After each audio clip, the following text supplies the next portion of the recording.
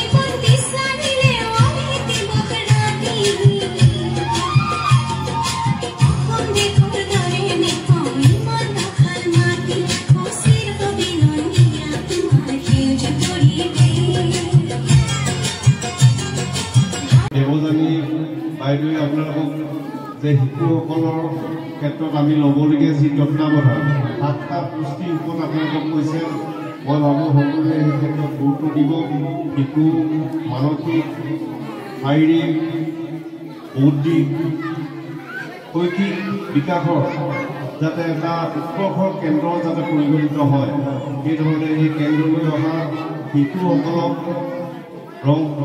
ৰং খেলিবলৈ ছবি আঁকিবলৈ গীত মাত গাবলৈ এটা আখৰা কৰিবৰ কাৰণে যাতে এই কেন্দ্ৰটো আমি সকলোৱে ৰাখিব পাৰোঁ তাৰ বাবে সকলোকে ইয়াত সহযোগ কৰিবৰ বাবে মই নিবেদন ৰাখিছোঁ আৰু ইয়াৰ কৰ্মী আৰু সহায়িকা পৰিচালনা সমিতিৰ সৈতে মিলিত প্ৰচেষ্টা হৈ বলুকাগুৰিৰ প্ৰতিটো পৰিয়ালৰ ওচৰলৈ যাতে যায় তেওঁলোকৰ শিশু যাতে এই কেন্দ্ৰলৈ যাতে আহে তাৰ কাৰণে যাতে আমন্ত্ৰণ দিয়ে তাৰ বাবে যাতে এই কেন্দ্ৰৰ প্ৰতি থকা আস্থা আৰু বিশ্বাসটো যাতে জাগ্ৰত কৰে তাৰ বাবে কাম কৰিবৰ কাৰণে মই প্ৰথমে আহ্বান ৰাখিছোঁ আমাৰ নতুন ৰাষ্ট্ৰীয় শিক্ষানীতি আমাৰ মাজলৈ নতুন ৰাষ্ট্ৰীয় শিক্ষানীতি 2020 ইংৰাজীত সংক্ষেপত দেখা যায় NEP 2020 যাৰ জৰিয়তে পৃথিৱীৰ সন্মুখত যাতে ভাৰতবৰ্ষক আমি জ্ঞানৰ কেন্দ্ৰ হিচাপে গঢ়ি তুলিব পাৰোঁ আৰু জ্ঞানৰ কেন্দ্ৰ হিচাপে গঢ়ি তুলিবৰ বাবে যাতে আমি ছাত্ৰ ছাত্ৰীক যাতে গুণগত শিক্ষা প্ৰদান কৰিব পাৰোঁ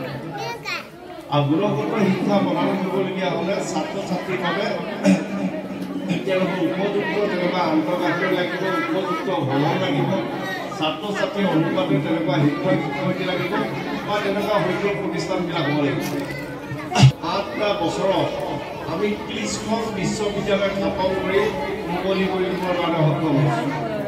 একেলগতে আমি জিলাই জিলাই মেডিকেল কলেজ মুকলি কৰিবলৈ সক্ষম হৈছোঁ।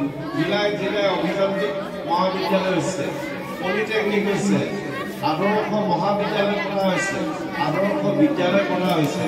আৰু শেহতীয়াকৈ চৰকাৰে এখন হাইস্কুল আৰু হাই ছেকেণ্ডেৰী ছাত্ৰ ছাত্ৰী আৰু মাতৃ অনুপাতে 5 কোটিৰ পৰা 8 কোটি টকালৈকে অনুদান আগবঢ়াই আমাৰ শৈক্ষিক কেন্দ্ৰবিলাক প্ৰতিষ্ঠানবিলাক সুন্দৰভাৱে বহাৰ বিকাশ যাত্ৰা আৰম্ভ কৰিছে। আজি এটা আদৰ্শ অংগনবাড়ী কেন্দ্ৰ গঢ় দিবলৈ আজি চৰকাৰে প্ৰথম পৰ্যায়ত 25 লাখ টকা আগবঢ়াই দিছে। যাতে কেন্দ্ৰটো দেখাৰ লগে লগে কল কল মহিলাসকলে যাতে আকৃষ্ট হয়, কেন্দ্ৰটোলৈ যাতে মহিলা আইসকলে আহি ইয়াত নিজৰ স্বাস্থ্য পৰীক্ষা কৰিবৰ কাৰণে যাতে আনন্দিত হয়, তেনেকুৱা এটা যাতে কেন্দ্ৰ হয়। আৰু তেনেকুৱা কেন্দ্ৰটোৱে হ'ল আদৰ্শ অংগনবাড়ী কেন্দ্ৰ। 24লৈকে চকু সদায় চেষ্টা ৰাখিছোঁ যে ভলুকাগুৰিখনক যাতে ইটো সিটো কাম কৰি যাতে আদৰ্শ গাঁৱলৈ যাতে পৰিচালিত কৰিব পাৰোঁ। তাৰ বাবে এই বৰ্ষত ভলুকাগুৰি এই ৱাৰ্ডত 5খন আঁচনি গ্ৰহণ কৰা হৈছে। স্থানীয় যিখন স্কুল, সেই স্কুলখন নতুনকৈ নিৰ্মাণ কৰাৰ ব্যৱস্থা লোৱা হৈছে। আৰু এনেকৈ এটা CC ব্লকৰ ৰাস্তা লোৱা হৈছে, প্লেণ্টেশ্যনৰ কাম লোৱা হৈছে, পশুধনৰ বাবে গাহনি পথাৰ কৰা হৈছে। এনেকৈ 5টা আঁচনি লোৱা হৈছে। এনেকৈ চব মিলাই মিলি 75 লাখ মান টকা এতিয়া আঁচনি এই বৰ্ষৰ কাৰণে লোৱা হৈছে এটা ৱাৰ্ডৰ বাবে। সেই হিচাপৰ পৰা এই ৱাৰ্ডটো ভাগ্যৱান হোৱা বুলি ভাবিছোঁ। আৰু মই আহি থাকোঁতে এতিয়া কথা পাতিছোঁ, কাইলৈ নিজকে আহিব যিটো ৰাস্তা বেয়া হৈ আছে, CC ব্লকৰ ৰাস্তা, এইটো ৰাস্তা উদ্ভৱ হ'ব। আহল বহল যাতে এটা সুচল যাতে যাতায়াত যাতে হৈ যায়।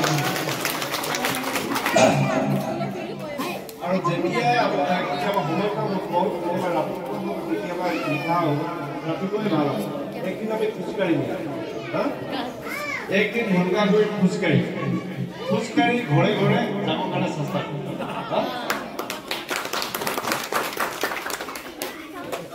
ভলুকাগুৰিত এতিয়া অৰুণোদয় পাবলগীয়া আমাৰ মহিলাসকলে আছে নেকি? যদি আছে, যিমানে পাবলৈ আছে সকলোৱে পাব।